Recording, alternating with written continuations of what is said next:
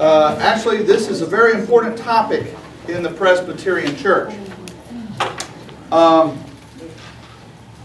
The word Presbyterian actually, in Greek, actually means rule by elders.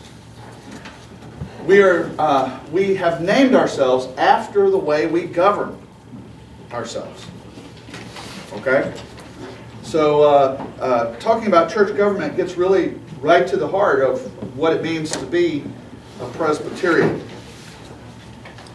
Now, if you look at your outline, I'm going to start by talking a little bit about the history of church government, going all the way back to the beginning.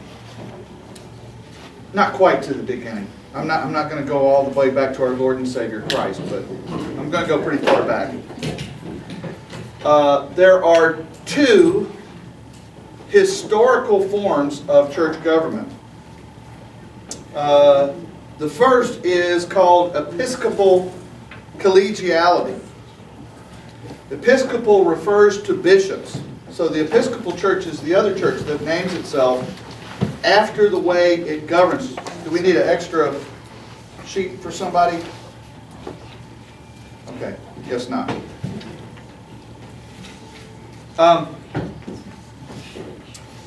Episcopal refers to rule by bishops. Episcopal collegiality means that all bishops are equal, theoretically, and talk to each other. There are several churches that govern themselves this way. The Roman Catholic Church is the most pure example. They actually have the Pope, who is a bishop of bishops. The Eastern Orthodox Church rules by bishops. The Episcopalian, by which I'm including the Anglican Church, and the Methodist Church. All are examples of churches that have bishops. At the other end of the spectrum, and you should think of it as a spectrum, is congregational church government. In the congregational church government, every church is autonomous. They can do whatever the heck they want. Okay? The most pure example of that are the non-denominational churches that you see springing up. They're not attached to anyone. Okay? Each church is kind of a kingdom unto itself. The Baptist Church is the closest, probably the closest mainline denomination that's like this. Every church is in the Southern Baptist Convention is associated with the convention voluntarily. They say they're in a voluntary association. They don't have to do anything that the convention says. They're independent of the convention, but they join together voluntarily to do things together. Now, the Reformed tradition, and remember that we're members of the Reformed tradition, has always sought to strike a balance between these two extremes. Okay? We've always sought to have a government where we are connected to one another and where decisions are made at regional and national levels. But individual Christians and individual congregations have certain rights that can't be taken away. Okay? All right. Any questions so far? Yes? Out of curiosity, how would you define the Mormon Church? The Mormon Church is the Mormon Church. I would define it as more of an Episcopal form. They do have bishops, and actually they're very close to a pure Episcopal, because the Mormon Church has a prophet who functions in many ways like the Pope does. Okay. So I would define them as more of an Episcopal form of government. Thank you. I'm not an expert on Mormon church government, but that's the way I see it looking in from the outside. Okay? Good question. Any other Questions?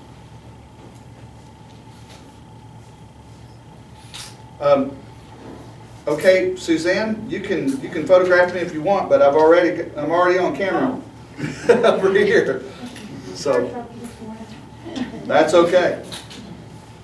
All right. Now, the best way that I know of to kind of get our heads around the way that the Presbyterian government works is to compare it to the government that's most familiar to you, which is going to be the U.S. government. Okay? It's no mistake, this is a little historical tidbit, but it's no mistake that most of the signers of the original U.S. Constitution were some way a part of the Reformed tradition. Either they were Presbyterians or they were Congregationalists, which is a Reformed body, or they were Dutch Reformed, or they had some association with the Reformed theological tradition. The U.S. government is a Presbyterian government. At this point in time, it's a somewhat dysfunctional Presbyterian government, but it still has Presbyterian roots to it. All right, the first parallel that we have with the U.S. government is that we have a republican form of government. Anybody tell me what a republic is? Anybody know the definition of a republic? Good. Elected, we elect people to represent us. That's right. That's right. A democracy. On every issue. That's right. A democracy technically is where every individual has the right to vote on every issue. Okay? Imagine how messy that would be for a national government to do that.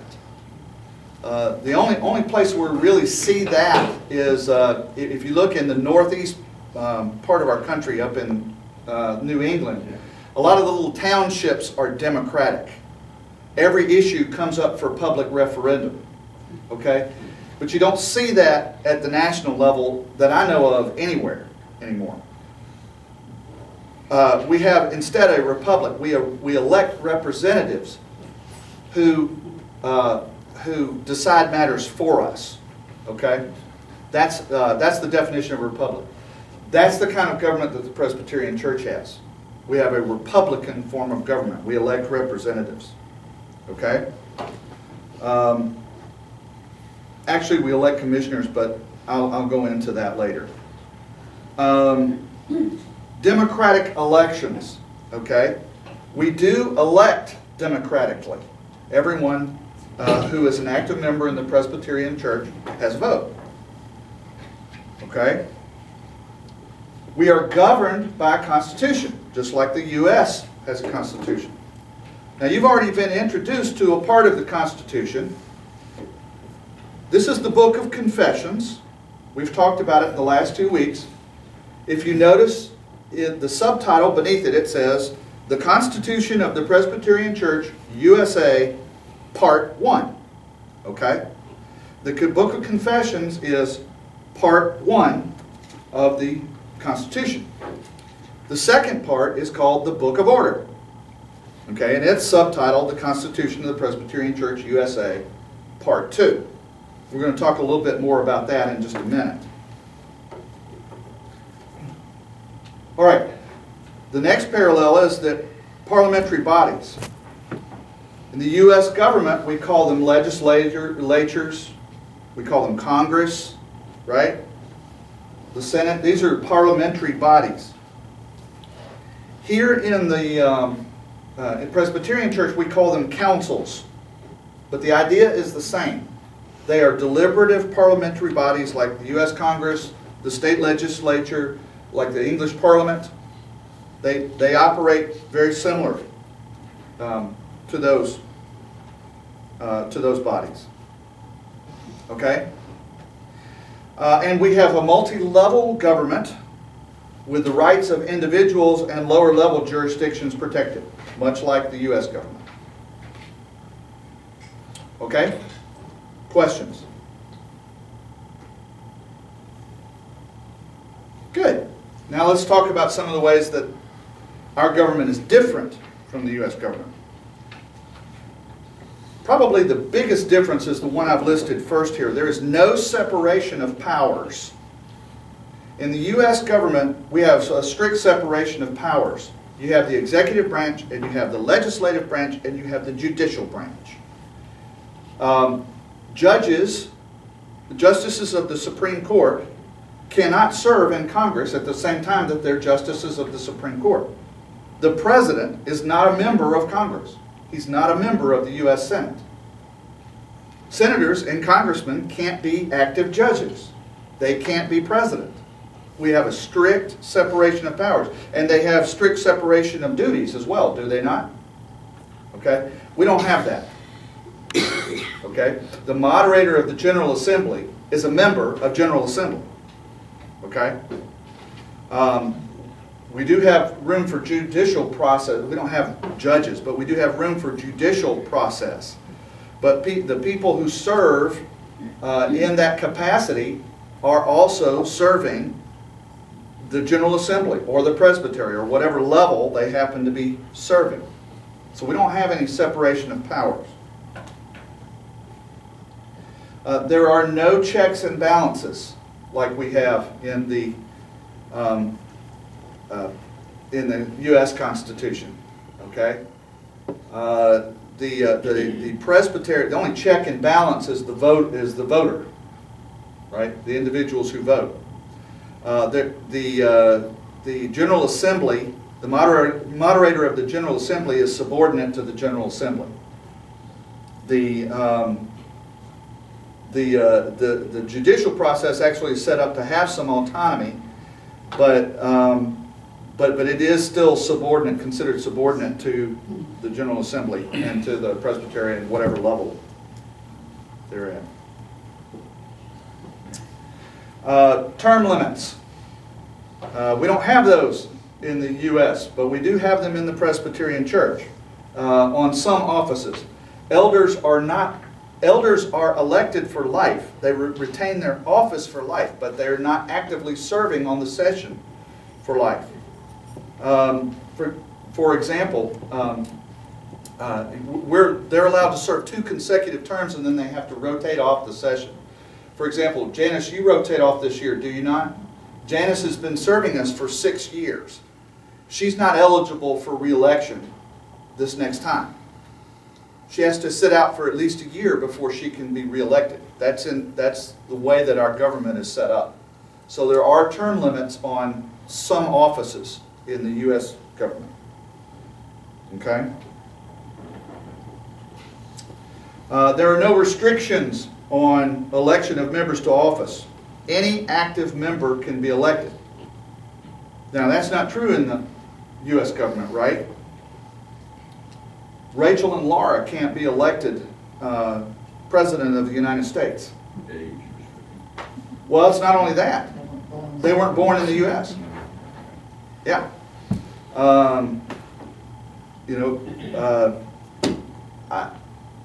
I struggle with that a little bit, I have to tell you, but I understand. I understand the reasoning for it when it was put in place 200 years ago. But in any case, in the U.S. Church, they can in the Presbyterian Church they can serve any office they want. Yes. What is? I know what active means, but in this respect, what would active? Actually, I'm going to explain that next week. Okay. We're going to talk about membership next week. There are several different categories of membership, and active refers to a specific category. Okay. So, all right. The other thing is parity between clergy and laity. Okay? I said before that the Presbyterian Church doesn't have bishops. That's true in the U.S. There are some countries. The church that sticks out in my mind is the Church of Hungary, the Reformed Church of Hungary. I had the privilege of going to be a guest of that church and spent several days in Hungary when I was in seminary. They actually have bishops, but they also have a council of lay people that serves at the same level as the bishop. So what we have at every level of our government is a mix of clergy and lay officers at every level. Okay? That's not true in a lot of churches. Okay? In some churches, the clergy hold sway at every level of the denomination, but not in the Presbyterian Church. In fact, the way that the Constitution is written, there cannot be a majority of clergy. There must be either parity, it must be level, or there can be a majority of laity. But if there's a majority of clergy, more lay people have to be elected in order to redress the imbalance.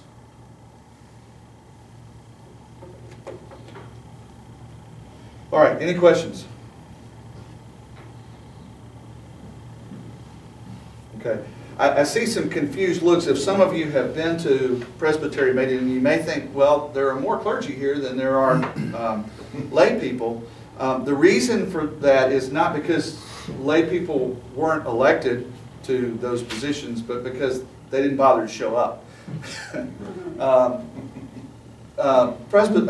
Clergy tend to go to those meetings rather religiously.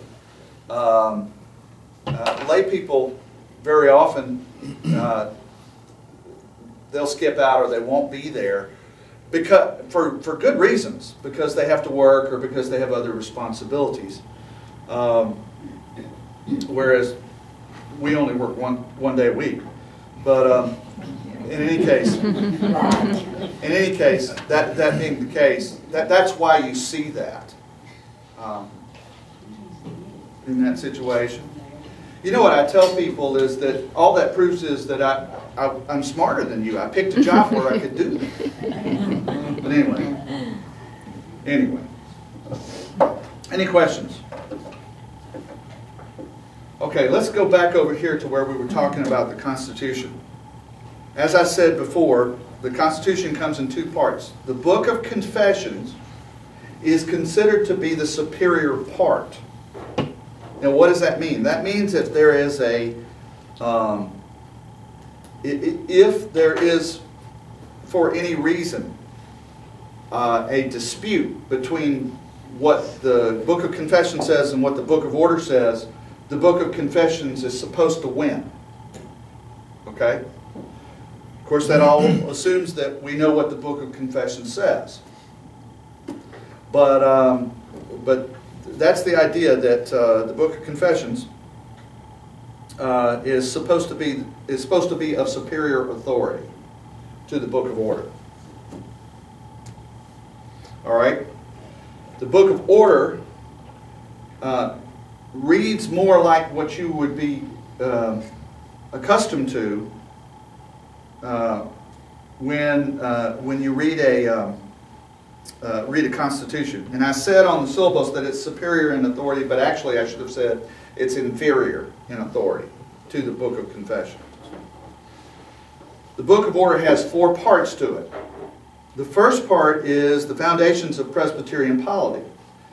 And what that is a historical, is some statements of the historical underpinnings for the historical reasoning for the way we govern ourselves.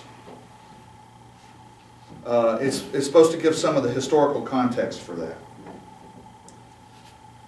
The form of government is more like what you're used to when you see constitutions out there. It tells things like how many officers can be elected, what are the different councils that we have, what are the terms of the officers that we elect, how do we go about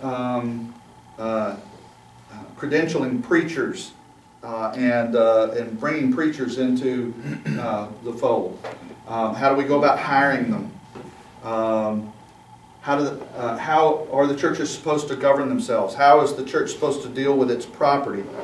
These are all things that are discussed in the form of government. The directory of worship gives instructions to us about what constitutes Orthodox Reformed worship. It talks about things like what are the things that have to happen for it to be a legitimate Sunday morning service. Does anybody know? Anybody know? Reading the word and taking up the offering. That's two of the three. Reading the word, taking up the offering. Worship, music. The other thing is there has to be interpretation of that word. So there has to be a sermon or some sort of interpretation of the word. Music is maybe, okay? You can do it if you wish to, but you do not have to have music. I don't quite understand why you have to take up the offering, but you don't have to have music. You don't have money, you don't have money. But anyway, that's the rules. If you don't take up money, you won't be able to afford it. Well, that's true. That's true. But anyway, the last part is the rules of discipline. The rules of discipline discuss, I said before, there's a judicial process. This discusses how we do our judicial process, including how we conduct trials. Did you know that we conduct trials in the Presbyterian Church? It used to be quite commonplace. It used to be that back, I can just feel you elders, you ruling elders shivering as I say this.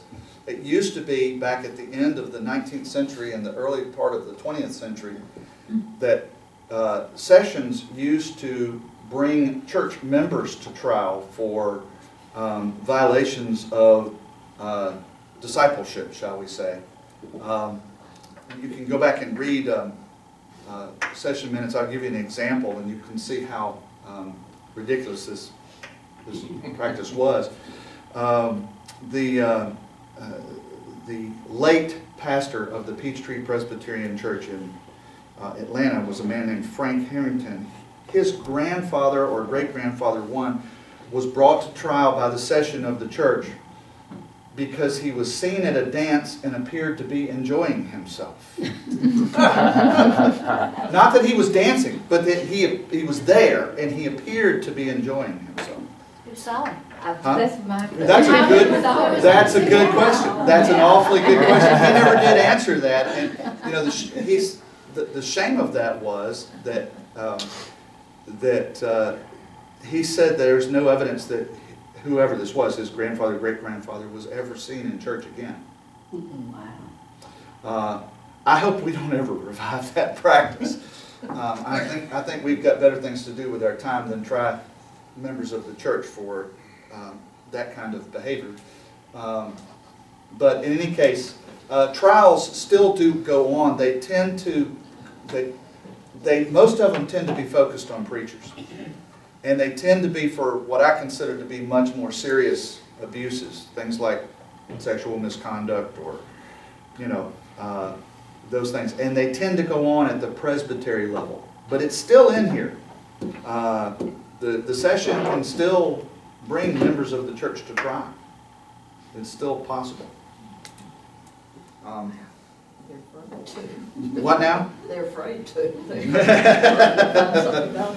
Well, I just think that that's just not something I want. I personally have never seen a church trial, even at the presbytery level, and hope I never do.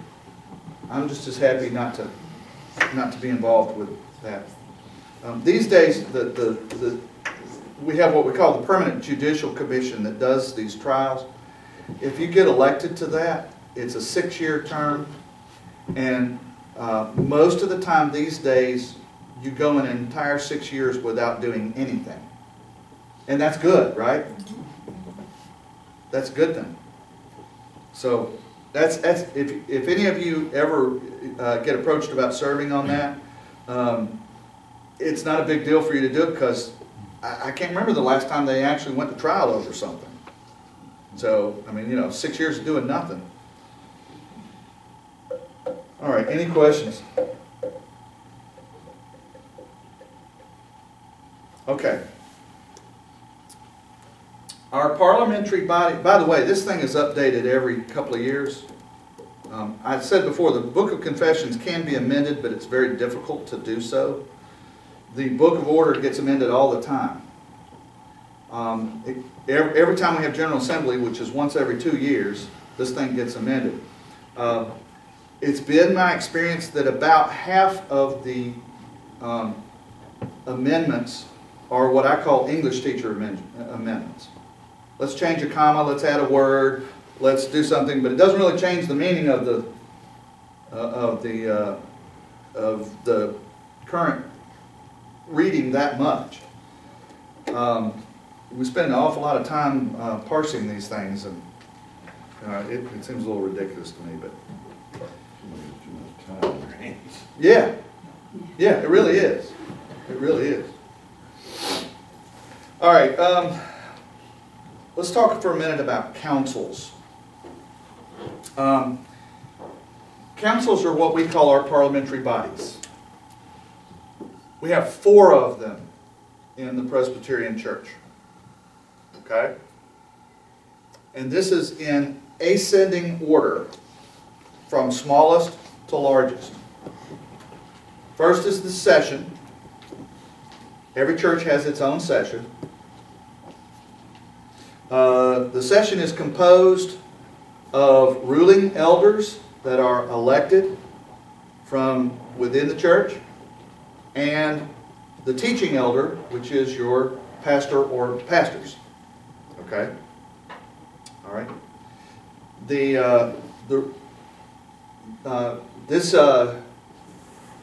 by its nature is going to have parity. You're always going to have more ruling elders than you have teaching elders. One of the things that you need to understand is that your pastor or pastors in the Presbyterian Church are not members of the local church. Pastors are members of Presbytery. Now, that gives, in terms of the session, that gives us some crossover between levels, right? The pastor is there, and in some senses is representing the presbytery around the session table. Okay? And of course, the ruling elders are representing the local church.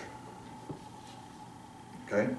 So, the effect of that is the local church, the elders are, the local church is running its own affairs, but at least Presbytery has a voice at the table, right? Okay? It's actually a pretty good design. Pastors can vote in session meetings. They typically don't, but they can. All right? When we have a congregational meeting, I can't vote. Okay? I can't vote. If there's a vote and for some reason a tie were to arise, then we would hold the vote again. If it was still a tie, the motion would be lost. Okay? I can't vote. Why is that? Because I'm not a member. I'm not a member of the congregation. All right. Now, I am a member of North Alabama Presbytery. All right? Presbytery is designed so that every teaching elder, and that's what we call our pastors, teaching elders, every teaching elder is a member of some presbytery somewhere. Okay? That's where our membership is. And it's that way until death. Unless a pastor leaves the ministry before retirement age and decides to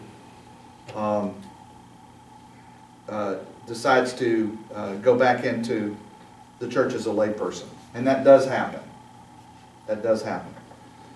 But the likelihood is that I will never again be a member of a local church. That's the way it's designed. There's actually a category called honorably retired for Presbytery members. Now it's composed of, as I said, it's composed of teaching elders. It's also composed of churches, and this is important. Each church is allowed to send at least one commissioner to presbytery.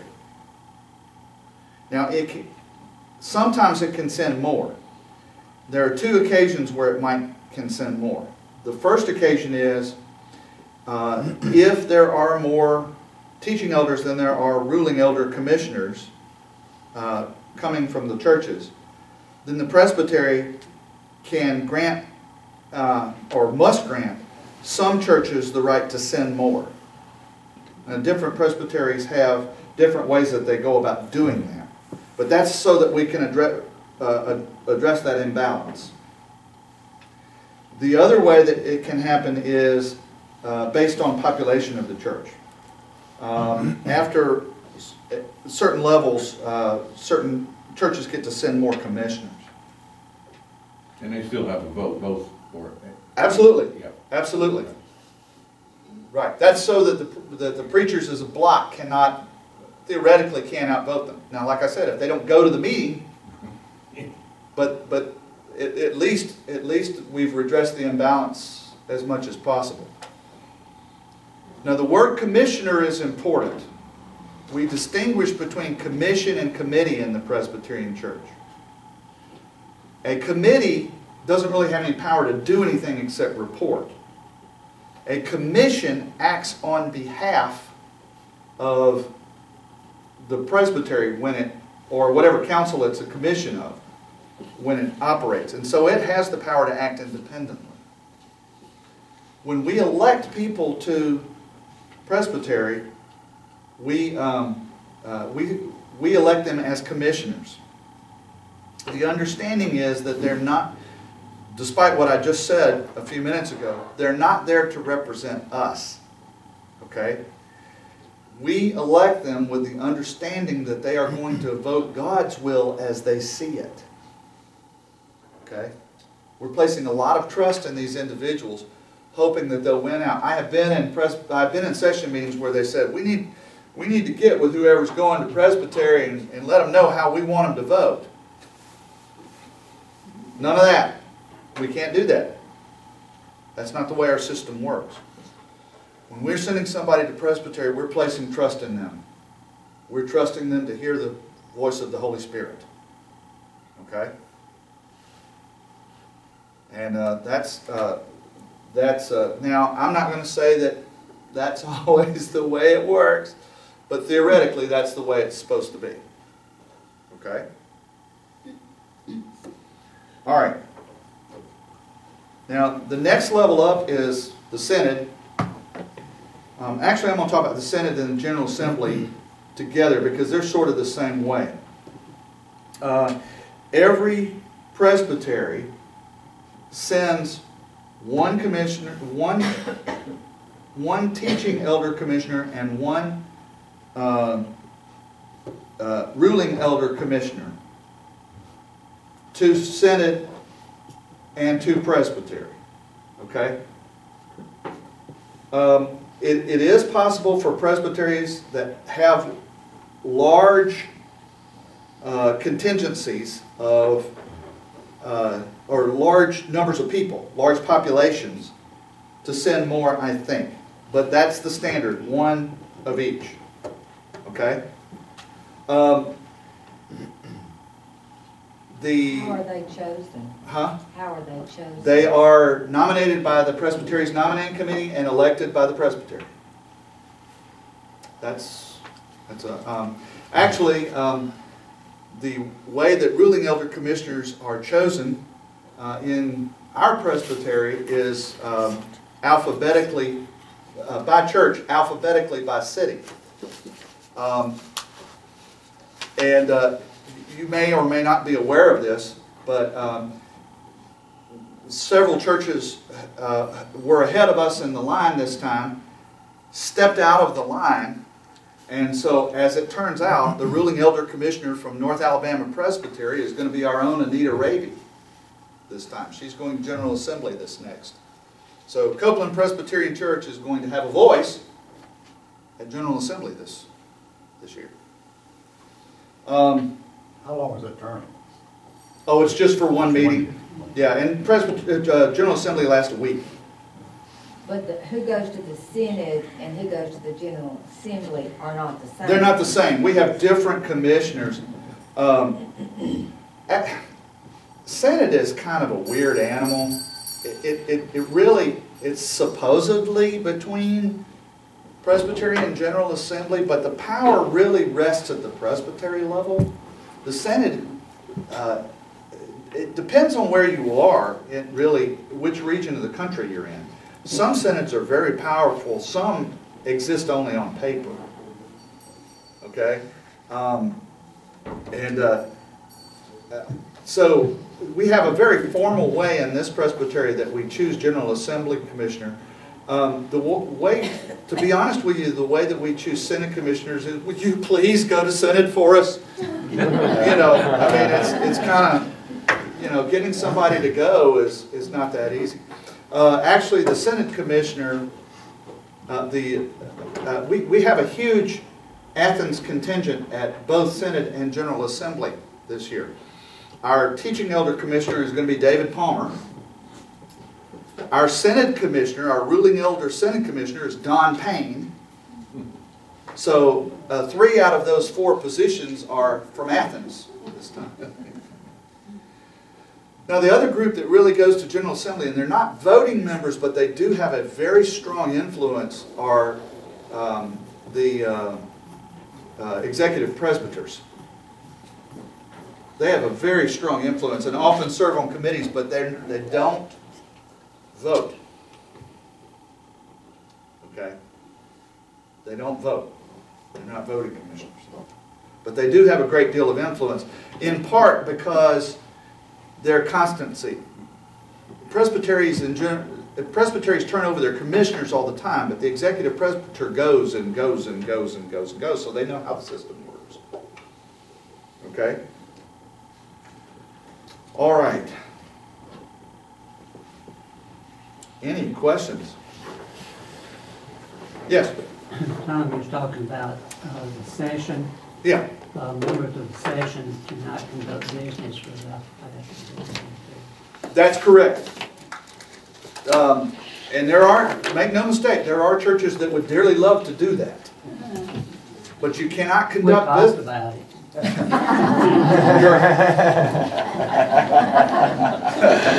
I'm sure you do. You know better. No, that's right. That's a good rule, right? It's to prevent sessions from backstabbing a pastor. Okay? You're not allowed to do that. Either the pastor has to be present to moderate the meeting, or the pastor gets to designate somebody to represent him, and it can be somebody from outside the church. That's to keep the ruling elders from getting under a shade tree and conniving to do something that'll harm the pastor. Yeah. Yeah. He still has to be a pastor. If you appoint somebody, does it have to be a pastor? No. No? No, I can appoint anybody. I can appoint. It does not have to be a pastor. It is commonplace to appoint a pastor. Yeah. Yeah. But no, it does not have to be a pastor. I did this one time when I was down in Jackson. The day of the session meeting, the very day, I came down with 101-degree fever. And I didn't want to go to session meeting in part because I didn't want to get everybody else sick. And so I appointed somebody who was a member of the session to moderate it. Can anyone come to a session meeting? That's up to the session. I think that, this is my opinion, I think unless you're discussing something that is of a sensitive nature. And when I say sensitive nature, I mean probably involving an individual person. I think all session meetings should be open. If your session meetings are closed, you've got too much to hide. Can anyone read the minutes? Anybody That's up to the session. Pardon? That's up to the session. And I'm speaking out of turn here, so some of you session members speak up, but in my opinion, they should. Anybody should. We're making decisions on behalf of the church. I think you ought to be apprised of what's going on.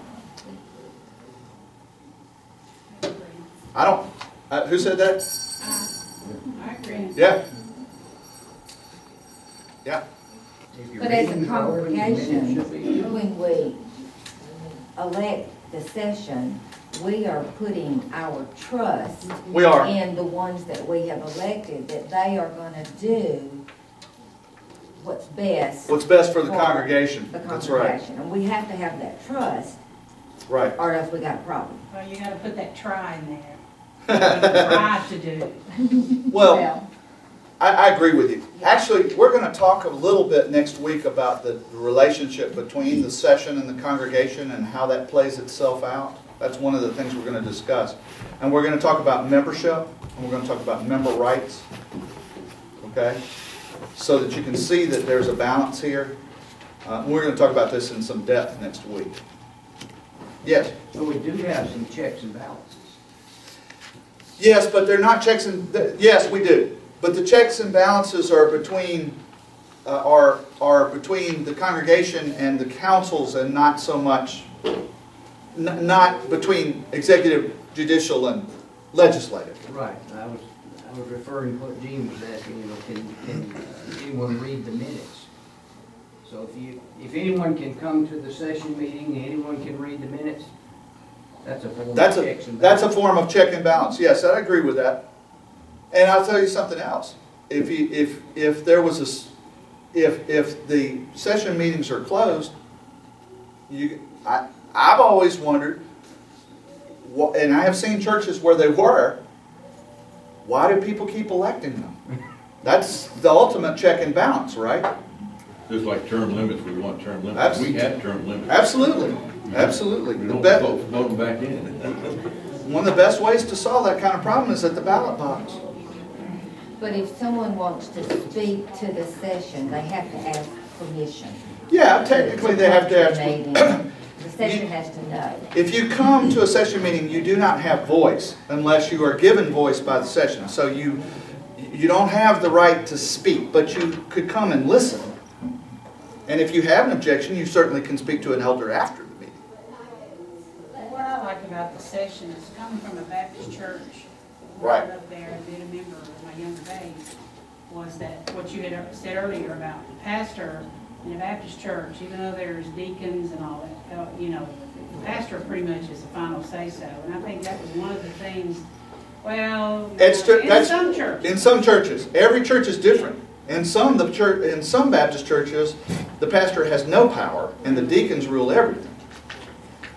And in some are very congregational. Every decision comes before the congregation. We're going to get new.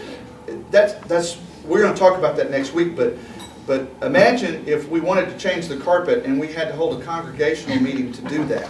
And select the color. And select the color. We could be there for hours. Women in that church. You're forgetting about the little old ladies in the back of the church, too. Don't forget Well, them. we're only discussing They have power. we are only discussing the formal relationships. We are only discussing the formal relationship. Okay, good discussion. We'll pick this up next week. That's